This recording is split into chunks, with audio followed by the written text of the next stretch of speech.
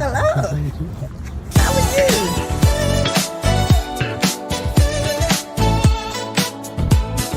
Keeping it real, keeping it real, keeping it real with Shannon, shining through, laughs and insight, shining so bright. Keeping it real, it feels so right. Real, keeping it real, keeping it real, keeping it real. Hello, and welcome to the show tonight. Oh, I'm so excited tonight to be here. This is Women's History Month, so we're celebrating women, but tonight we're celebrating us. So I like to introduce my panel tonight. We have on Miss Tiffani Shannon. She's an insurance investigator. Uh, uh, We have a successful lawyer, Krista Clarke, on. We have a digital creator that creates some of everything, Miss Kara Nasson. Hello there, ladies. How are you? Hello. I'm a successful educator, host, and producer of the show. So All welcome to the right. show tonight. So Oh, hi, ladies. How you doing? I'm Good. doing great. How are you We're So we good. doing? want to hear. So tonight we're talking about the challenges that we face as we move up the career ladder. To become successful in everything. And I thank God that we all have succeeded in mostly what we wanted to do. So we can share our experiences and what Mm, we went through because we know a lot of other women have gone through the same thing that we have gone through and stuff. And I'll start with myself because I started out as an educator and I had to face a lot of racism at that time because I worked for the bank, started off at the banks, and then I went to the Board of Education. And then that's where the real thing started, like when you want to get positions and stuff they would stop you from getting position. They put someone else in a position, and then you got to fight, file cases, grievances, just to get the position that you deserve. And there were so many times that I had to do this, and I had to learn. I had to really learn the hard way of how to get this done. And it was what started me off on my career to make sure that I was able to move up was the boss that I was working for. He was a tall, slim, good-looking white man with salt and pepper hair, and he was the one put me on the right path. Because when I came to the Board of Ed, I think I was around about 22, 23, and I was like a little militant. If you said something to me, I said something back to you, and that's the way it was. And one day I was out in the hallway yelling at one of the directors. He came to the door and screamed at me and told me to get in the office right away. And I came in the office. He was like, "Why are you down there screaming at him?" I said, "Because he was talking down to me. This ain't no plantation. Who he think he is?" And so he said, "Come in this office and sit down." And he was the one telling me that is not the way you handle a situation. Everybody has a boss. You have to get used to a pen and paper because it's very powerful. And that's what you use when you want to straighten something out. Because you never want people to see that side of you that you were down there yelling at somebody in the hallway because then they're going to say you difficult to work with. You have to learn how to do it in a professional way. And he gave me a good talking to, and that leaped me from going from position to position while I was there because I always kept in mind what he said to me. That's why I don't put everybody in no one basket when they be talking about white people. No, people, anybody that likes you will help you, and I thank him to the day for putting me on the right track because I might have been still a little militant today. Well, I can't say that I ain't a little bit of militant yet. No, I mean, I totally agree with that about not putting everyone in the same basket because when I first started my career, I was at a wonderful company. I was moving up and everything. And then somebody told me to go to another company because, you'll make more money, you'll get more experience. I went there and then all hell broke loose. It was a different story. And I felt like I was dealing with discrimination. It was a whole lot that I was dealing with, just always trying to prove myself, even though I know that I'm a good worker. They know that I'm a good worker, but these are the things that I had to face. And I mean, um, I'm I've really climbed up the ladder, but it didn't come easy, which mhm. is unfortunate because it's just like, why do we have to go through these things? Yeah. I mean, it's really a challenge too. I think the biggest thing that I faced initially was trying to balance wanting to be a wife and a mother along with having a career. And most people early on told me, you'd have to focus on one and then maybe you could get the other one later. Right. And I really have to give all the glory and honor to the Lord God Almighty, because I remember when I told my father and my grandfather that I wanted to be an attorney, they told me you're going to be a stay-at-home wife and mother. And I was like, those two jobs don't really go together. And I thank God that I mean, I got pregnant pretty early on. I remember even in law school, women being telling other women to not wear their wedding rings when they would go on job interviews, because they wouldn't probably get the job if it was known that they were newly married, because they were likely to get pregnant. And so I remember hearing so many people give me that advice, and I was like, I'm going to wear my wedding ring. I'm a young woman. I did just get married, and I'm going to be able to balance both of these things. And I thank God that I got pregnant for the first time at 27, which is really young for a professional career woman to Mhm. have a child. Um, and the Lord has blessed me to be able to. I have 4 children, and I'm a very devoted wife and mother. But I've been able to also balance being an attorney in addition to wearing some other hats. So I'm just really grateful to God for really revealing how it can be done, because that definitely, there was a lot of sexism in Right. the beginning. I remember when I interned for a law firm, and the one of a new partner came in, and he kept telling me to go get coffee, go get the donuts. Um, Yes. and I was like, Yes. I'm not the secretary. I'm not the assistant. Hmm. I'm actually, and he never said that to any of the male interns in the office, but he kept saying it to me. And I just, I got the things. I didn't have an issue with it, but I did notice the way that I was treated was so much different. But I made sure that my work is what spoke for itself, and that I Hmm. continued to push and make sure that my work Right. was stellar. And I think that has definitely made the difference. Hmm.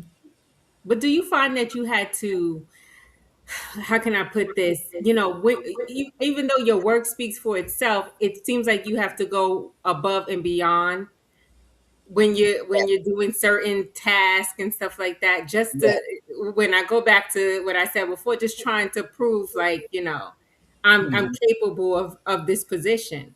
Well, Hmm. unfortunately, there are a lot of people who tend to think that, because you're a person of color, that means that you're not qualified. And that is the furthest from the truth. I think a lot of people don't understand affirmative action. They don't understand DEI. They're very confused about these things. And that's why this misunderstanding and misconception leads to people believing that somehow that means that you're unqualified, when actually it means that you're overqualified in a lot of Hmm. instances. And that's what I found, is that most of the people that are in these positions, I was just recently at NYU, and the dean is a person of color, and I was listening to his resume, and I was just like, this man is beyond qualified for this position. But yet there might be some people in this room that thinks that he is some sort of DEI hire, when it could be nothing further from the truth. This man is overqualified for this position. And so that is something that I think is unfortunate, that people don't understand what these things really mean. And so they bought into the fact that maybe these people aren't qualified. I was taught as a kid that as a person of color, I needed to be 5 times better. Hmm. And I grew up with my grandfather, who grew up in the South in Mississippi. My grandfather was supposed to go to medical school, and instead he had to go fight in the war because of the color of his skin, and was very, very upset about that. And I remember hearing about that all the time, about how he was denied the privilege of not having to go to the war because of the color of his skin, when he was more talented than his white counterparts that got to skip that part and go straight to medical school. And that was something that always angered him, and he spoke about. But eventually he did forgive, and he was able to move on. But he taught us that make sure that you're 5 times better. And Hmm. I carried that when I went to the Ivy League, when I went to Columbia University. When I went to law school, I made sure that everything I did was that much better so that nobody could be able to say Mhm. anything. Yeah, Um, well, yeah, you have to do that. Yeah, Carol. Well, I had to think hard about this because maybe it's working with children. I worked with very small children as a speech therapist early on. I became a digital and AI enthusiast later in life. And I found that I have more to share about my mom than me because she was one of the first Black women to work for Con Edison at the time that she was born in 1939. So this is a long time ago. And she would always tell me stories that the Caucasian counterparts from high school would be hired right away. There would be people looking for them. It didn't matter if they got all A's or all F's, they were all hired. And that people of color would not get hired or would take a lot to get hired. So when she got her job with Con Edison, she was so happy and she knew about the pension. So her goal was that pension, but she had to fight. I'm thinking of that Color Purple line. You had to fight for that Yeah. job because the things that they put her through at that job, like there's so many stories. She would do a lot of the work, and the others would socialize because they were all buddies, and they would give her a hard time and saying, "I don't know why you're here because you're taking this job away from Uncle Charlie." When people would come in to inspect to see if all of the jobs were necessary, they had piled all their work on top of her desk. So she was doing everybody's work. But when the inspectors came around to check to see if they were over hiring, they would take all of the work off of her desk and put it on their desk and point to her desk and say, she has nothing to do. We have no use for her. Things like that. She was, goodness gracious, she was harassed so much. But there was always an angel. And so that's why, Crystal, you're right. God is good. Every day she would pray that she would keep her job, that they wouldn't fire her. That was her prayer every day. And there was a gentleman that said to the others, stop giving her a hard time.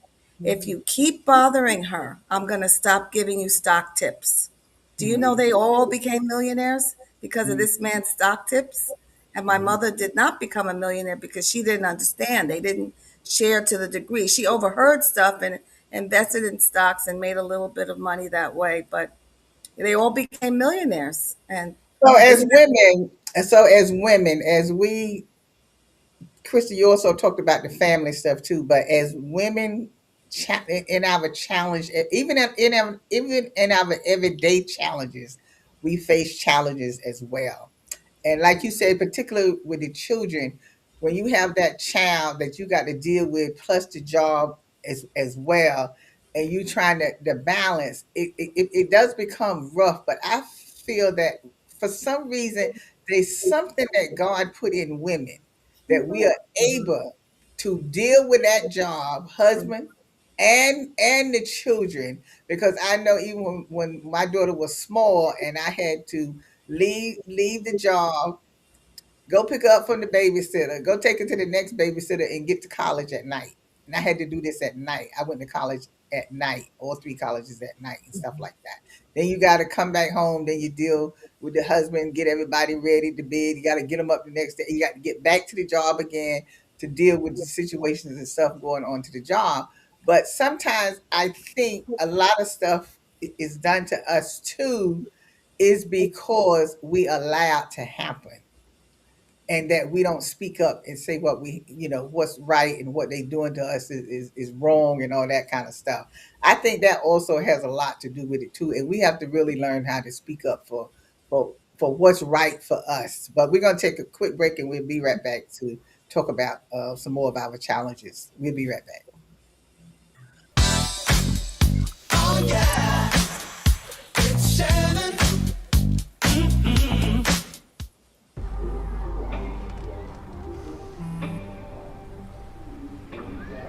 I don't know why you're so sad. You've got a roof over your head. You gotta stop with that depression stuff. You alright?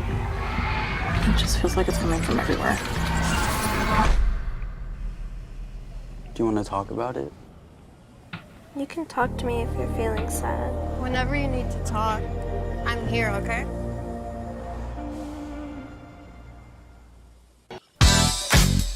Oh yeah, it's Shannon. Keeping it real, keeping it real. Every Tuesday night, 8 p.m. Eastern Time, on Facebook, YouTube. It's on tonight. It's Prime for 30 minutes. Join the chat. Hot topics, movers, shakers. How about that? Smart, outspoken. Don't miss a beat. It's true. Keeping it real with Shannon tonight. The hottest show in the city lights. It's Shannon. Oh yeah. It's Shannon. Keeping it real. Hi, we're back. Thanks for joining us. We're talking about the challenges we face as women. What what are a tough challenge that you really have really faced that is just still in your mind now, but you made it, but at that time it was like one of your hardest challenges. What would you say was one of your hardest challenges? Well, I definitely wanted to pick up on you said mentioned the word speak up.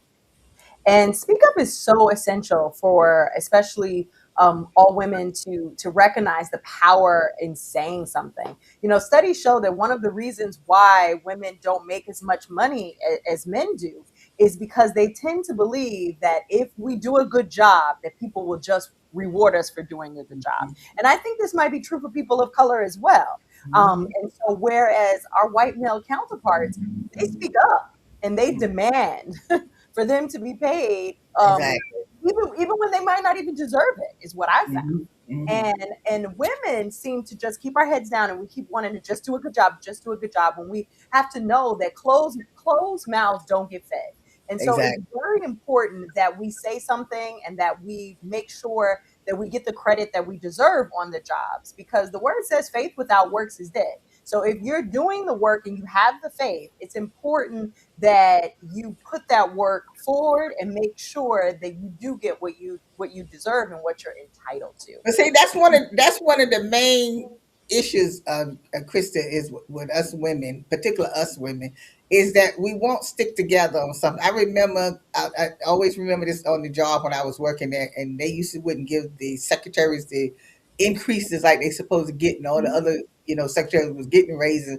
And so I said to the secretaries, because at that time back then in 1970 something, at the Board of Ed 110, you could count the many African American people that worked there. There was only about two, three blacks on each floor. And so I said, okay, we're gonna file a suit against them. We are all gonna get together and file the suit against the board because of how we're being treated, our bosses and stuff like that. And so we did. When time came for us to meet that day at the meeting, who do you think was sitting at the meeting? I'm the only one sitting there at the meeting. Nobody else came to the meeting and everything. They didn't change their mind because they worried about getting fired and all of that kind of stuff. Like, well, how are we going to get anything done if you too scared to even come to the meeting so we can voice, and say how we feel and what we're not going to stand for and all that kind of stuff. But yet and still, I won the case. But what happened? They benefited off the case that Right. I went and had to talk. You know, how are we going to do anything? It's the same thing now. Even now, with things going on, sometimes you can't get us to come together and stick together and do what we have to do. That's why we're not moving. A lot Yeah. of people Well, just have fear. It's just fear.